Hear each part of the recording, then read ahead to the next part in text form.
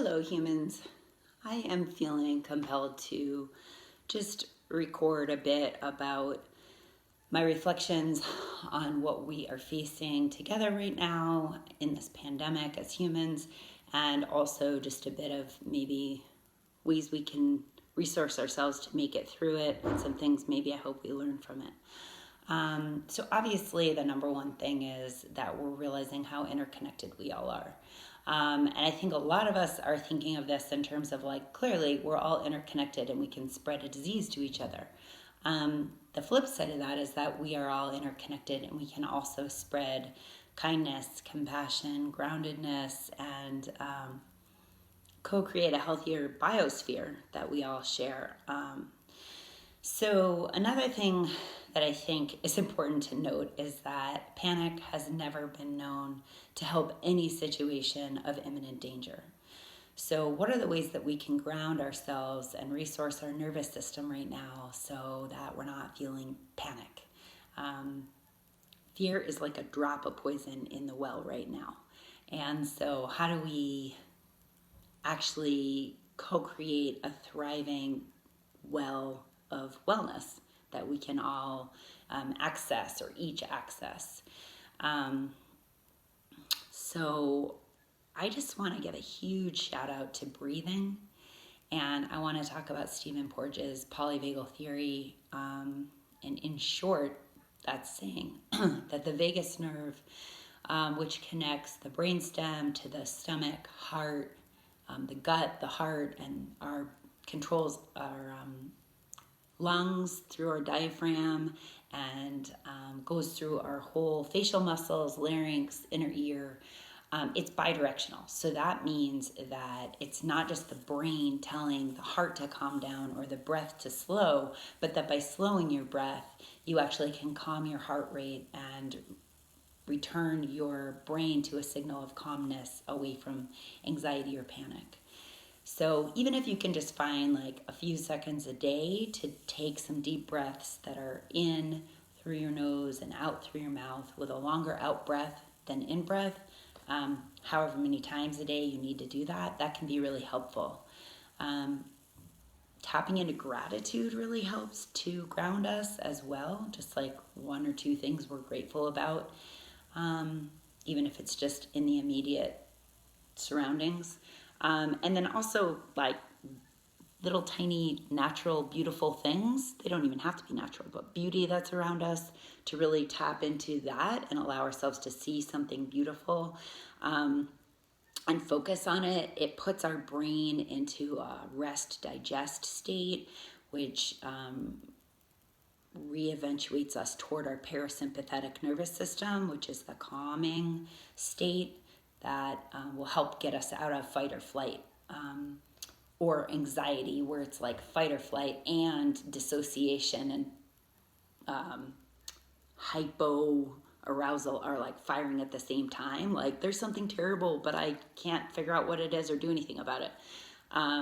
So it's like helplessness plus fight or flight. So how to get out of that, one way is through breath, and another way would be trying to find something that's beautiful around you and just kind of making yourself focus on it, or allowing yourself to surrender to noticing it through your senses.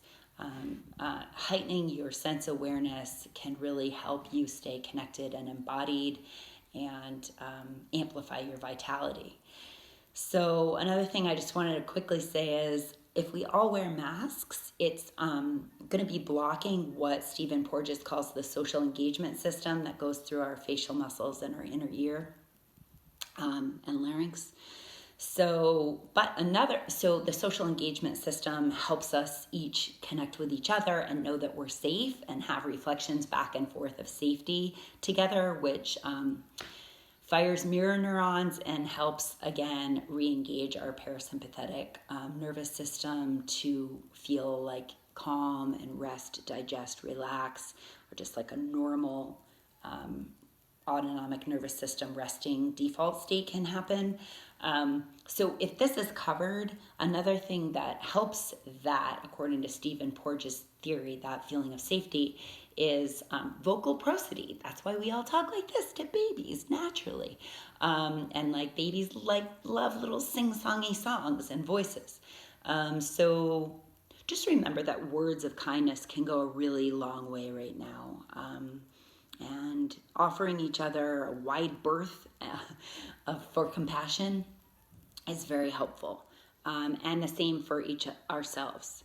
And I also wanted to say one good thing that's coming out of this right now is that we're not as prone to disconnecting from each other with headphones and our face in our phone, or not as prone to multitasking, being on the phone and doing 1,000 things. So we're being forced to be more aware of where our body is in each moment, be more present and have bare attention more to the present moment and be grounded in what we're doing. Sorry, my voice is so dry right now.